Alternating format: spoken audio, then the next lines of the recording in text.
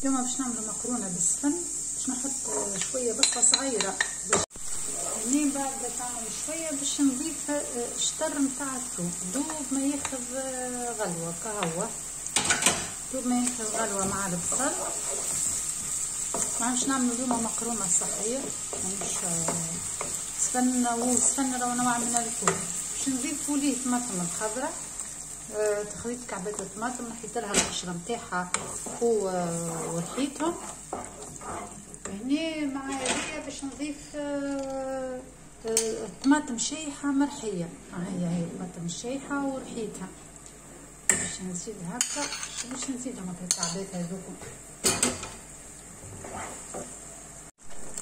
هنا بعد ما خليتها شويه، باش خليتها كلفاح الصوص وقلت شويه، باش نضيف شويه هريسه عربي. هنا ضفت باش نزيد شويه ملح بحري، حطيت راهو من غير ما تصورش. باش نحط مغرفه فلفل زينه، باش نحط مغرفه ونص تابل وكرويه، باش نحط شويه كركم خاطر هي مخدومه بالطماطم الخضراء، يعني باش ما تبلحش الوحده نتاعها. شاتي مفعول خير الفلفل كي الكركم نزيد له شويه فلفل احمر.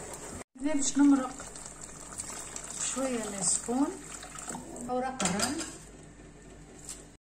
هنا بعد ما عملت غلوه الصوص باش ياخذ اللفاح الكل مع بعض، باش نزيد كعبه السفن.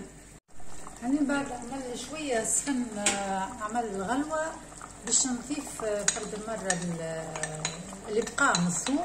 سي بون مش باش نديرها لها ماء، باش نزيد ورقات احبق.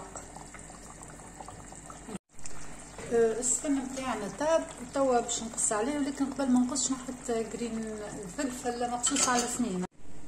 هنا صلصتنا طابت، باش نحط نسمة المقرونه، يا اما باش نستعمل يعني مقرونه سون غلوتين، سورتو اللي عنده امراض مناعيه ذاتيه، والا استعملوا الانتجرال.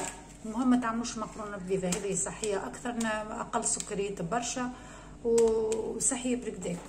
اما هاكا عندكم الاختيار في الزوز. يا سيدي هذا فطورنا ما شاء الله، كنا حاطين صحين صحه وبالشفاء.